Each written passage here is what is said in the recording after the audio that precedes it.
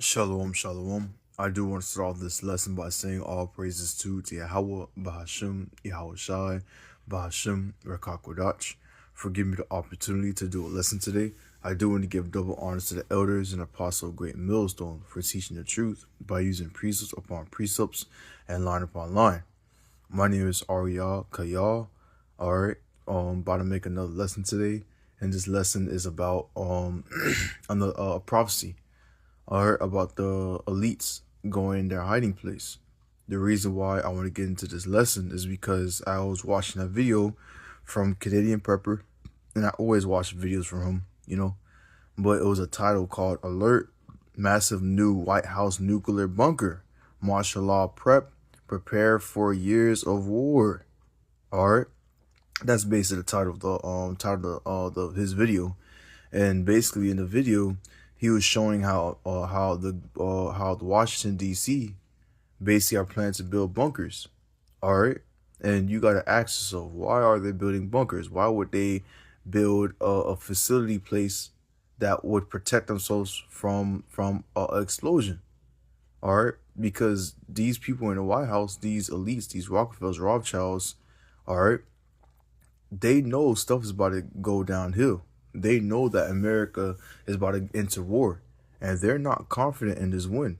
They're not confident, because if they was confident, they would never build themselves bunkers. They would never build themselves, place to hide, because they know they could win. There's no need to hide if you know you're gonna win, but they know that they're not gonna win. They know this war is unstoppable, and they're going to they're going to plan to hide when all hell break loose, when all hell fall apart, when all hell doesn't go their way. And it's Lakia for, if I sound bad on the recording, it's because I'm kind of a little sick right now. So, Lord, you guys could still hear me and understand me. But basically, this is a prophecy of what's going to happen when all hell break loose. All right, because your president, all right, Donald J. Trump, all right, and others, the Rockefellers, the Baker families, they're going to hide when all hell break loose. They're going to hide from the day of the Lord. They're going to go in their bunkers, they're going to hide, and they're going to try to escape the wrath. Why? Because they know it's going to be a horrible time that's about to come to pass. They know it's going to be chaotic. They know that thermonuclear missiles is going to hit this place, all right, in America, especially in the land of Israel too. Because a lot of nations in the Middle East hate Israel. They hate that nation with a passion. And they're gonna do what? They're gonna shoot their nukes at that place too. The only difference between America and Israel is that Israel's gonna be raised back up, because the true children of Israel is gonna be in that land.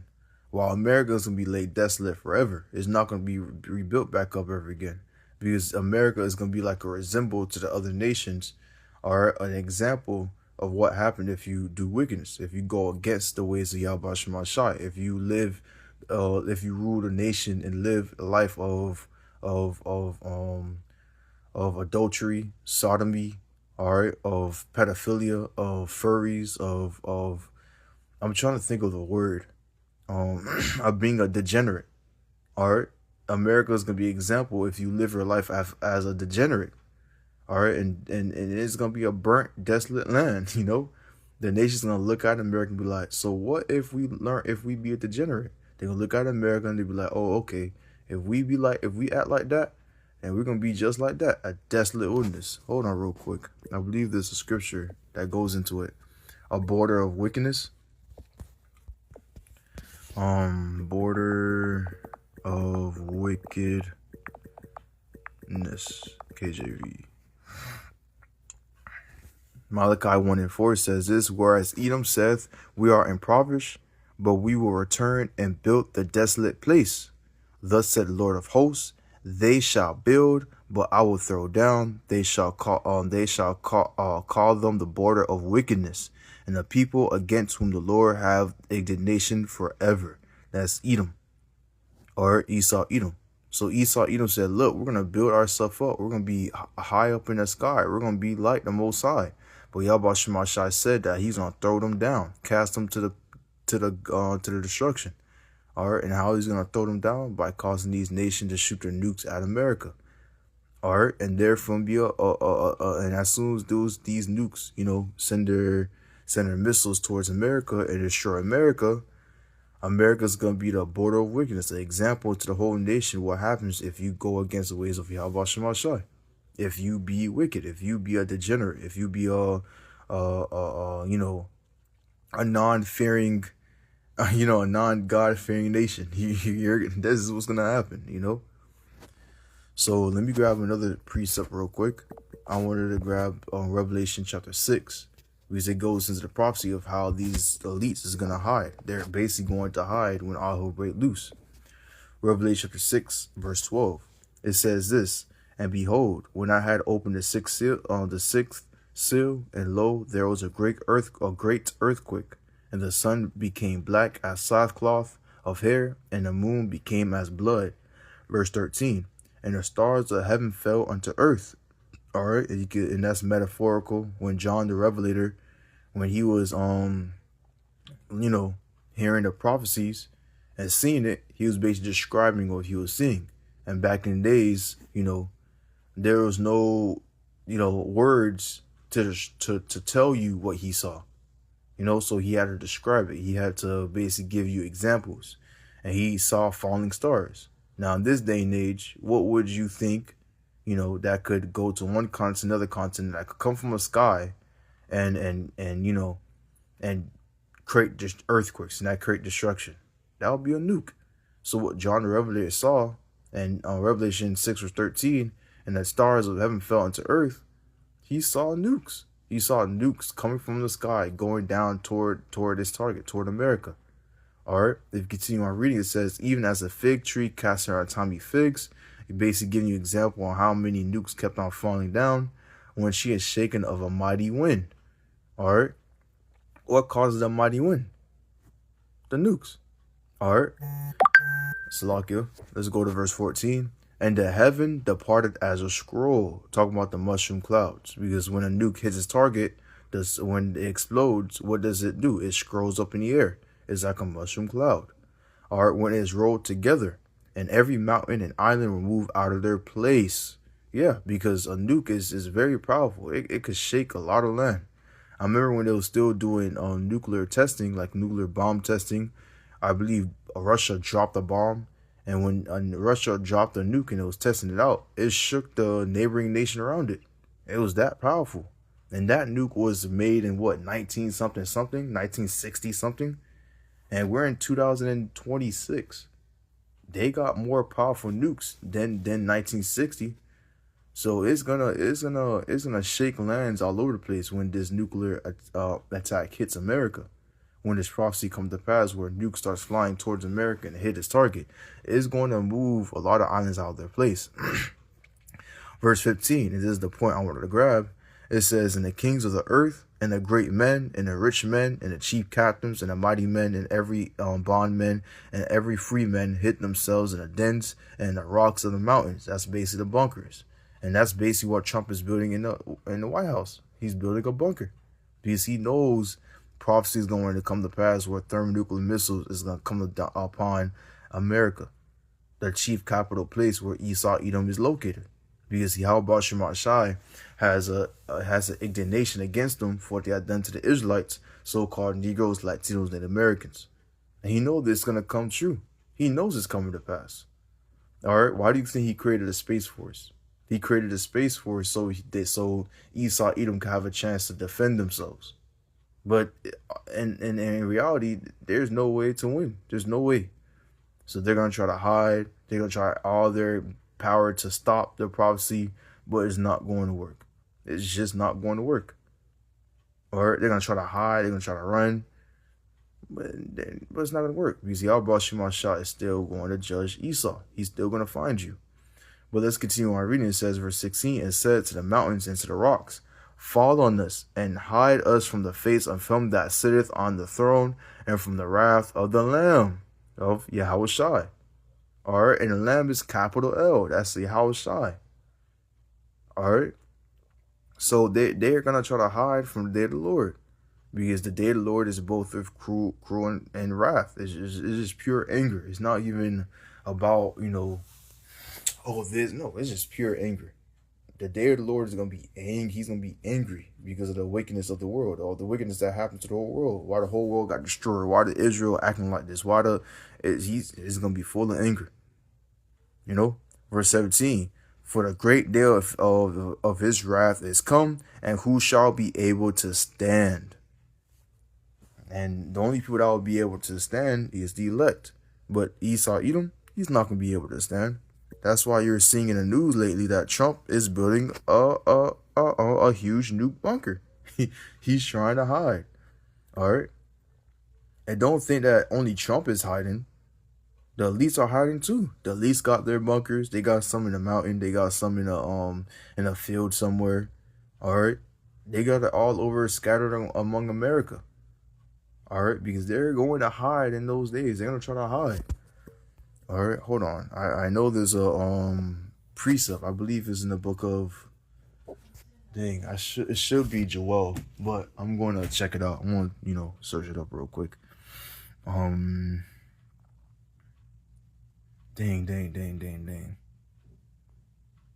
Let me see my notes, because I know it's in the book of Isaiah. I know it's in the Old Testament. It talks about how Yahweh Shema shall seek them out and visit them.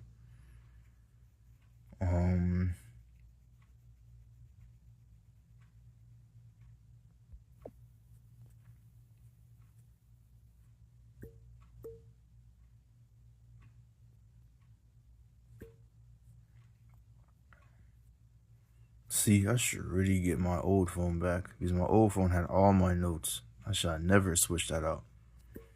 Oh, I'm gonna get it very soon. But let me try my best to remember, Lord willing. Dang, they're in a hiding place.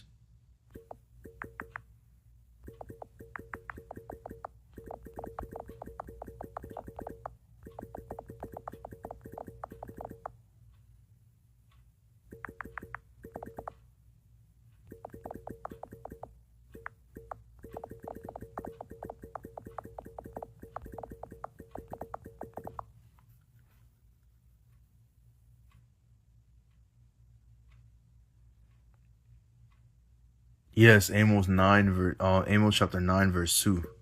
That's what I'm looking for. Amos chapter 9 verse 2.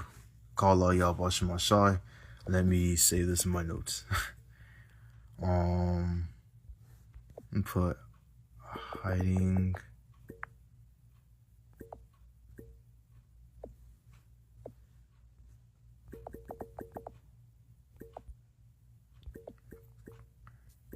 Yeah, I'm gonna put hiding.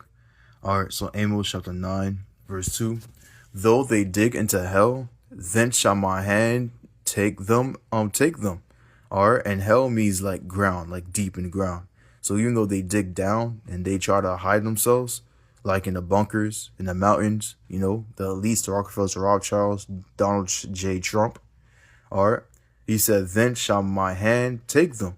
And who is gonna be his hand? The elect. He's gonna send the elect to get you out the bunkers. All right. Though they climb up to heaven, they're gonna have some space shuttles in the sky so they could escape the nukes on the ground. Thence will I bring them down. He's gonna bring them down. He's gonna destroy their ships, their space shuttles, and they're gonna be flying down toward Earth, and they're gonna be getting put to change. Verse 3. And though they hide themselves in the top of Carmel, I will search and take them out thence. And though they be hid from my sight in the bottom of the sea, thence will I command the serpent, and he shall bite them. Leviathan, he's gonna come in and basically utterly destroy him. I don't know how he looks like, but you could use your imagination. Use Godzilla for example, or just see Godzilla effing people up under the sea. That's basically what's gonna be. So it doesn't matter where the elites will hide. It doesn't matter what Rockefeller would do, or the Baker families, Donald J. Trump do. He's not gonna hide from the day of the Lord, because Yahweh Shema Shai is gonna someone that knows what's going on. What happened to my video I was watching? Sorry about that. I don't know if y'all heard that, but yeah, Yahweh Shema Shai is not going to just hold back. He's gonna find them, and he's gonna put them in captivity, and he's gonna judge them 24/7. For all their wickedness. Isaiah 24.